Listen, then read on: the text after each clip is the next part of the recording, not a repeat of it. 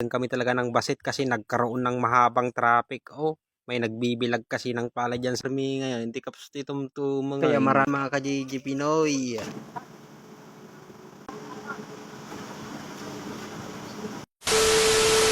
Kaya for today's video na naman mga ka-JG Pinoy, medyo inagahan ko ng alas 9 ng umaga na naligo. Kasi magpapakuno ako ng palay ngayon mga ka-JG Pinoy. Wala na kasi kaming sasaing mamayang aldaw. Kaya pagkatapos kong napunas-punasan yung buhok kong nabasa tapos nagdigos ako mga ka-JG Pinoy. Naglakad na ako at hihiram kasi ako ng motor or sidecar or kulong-kulong na gagamitin kung pagsasakayan ng palay na ipapabayo ko. Meron kasi ako doon sa pinsan ko ng 2 kaban na ipapakuno ko ngayon mga ka-JG Pinoy.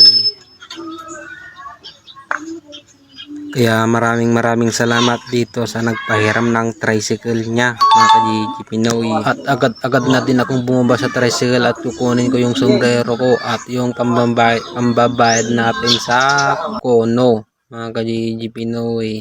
After that gaya mga ka-JG Pinoy, dagkasik pa aji 2 kaban nga binukul ko dyan ti kasinsin ko. Iso nga, tara let's go, mag-journey na tayo doon sa malapit na long ride mga ka-JG Pinoy. Kaya pinataray mi ato yung motorin.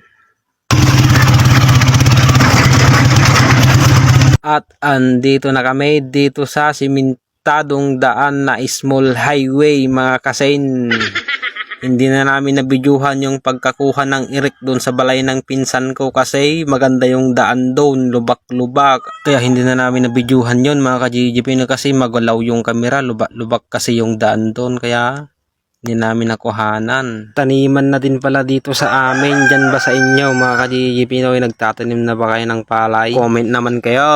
Dito sa banda dito mga ka-JG Pinoy, medyo napasardan kami talaga ng basit kasi nagkaroon ng mahabang traffic. Oh, may nagbibilag kasi ng palay dyan sa igid ng dalan. Medyo matatagalan kami ng 1 minuto dito mga ka-JG Pinoy. 1, 2, 3, 4, 5, 6, ito, 8, 9, 10, 11, 12, 13, 14, 15, 16, 17, 18, 19, 20, 21. Ang dami talaga ng pila. Tapos ang haba pa mga ka-JG Pinoy. Kaya pagkatapos nila umabante yung umaabante kanina, umabante na din kami mga ka-JG Pinoy. Medyo malayo pala yung kunuhan dito sa amin mga ka-JG Pinoy. Mga 10 minutes or 15 minutes na tatakbuhin ng tricycle or single motor. Kaya medyo malapit lang ang long ride natin ngayon. At after that mga ka-JG Pinoy, andito na kami, nakadanon na kami dito sa pagpapakiskisan ng pagay. Pero sabi ng may-ari ng kunuhan mga ka-JG Pinoy, wala daw mag-o-operator ng kunuhan. Kaya pinandar ko na yung motor at lilipat na kami sa ibang kunuhan mga ka-JG Pinoy. And after that mga ka-JG Pinoy, nakadanon kami dito may kadwa nga kiskisan na winukunuhan dito igiti highway bareng adati operator nan. Ay naapo agyaman kami tadamot lang operator na ato kiskisan nga na pa nami nga may kadwa adila unay ka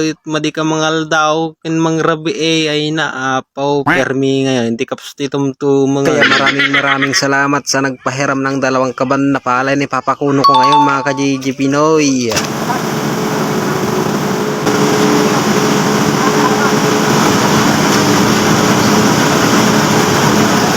After that mga ka-JG Pinoy, salamat at natapos na din yung pinakuno ko or pinag-iskis ko na pagay. Kaya maraming salamat na naman sa panonood sa mga walang kwentang video natin today.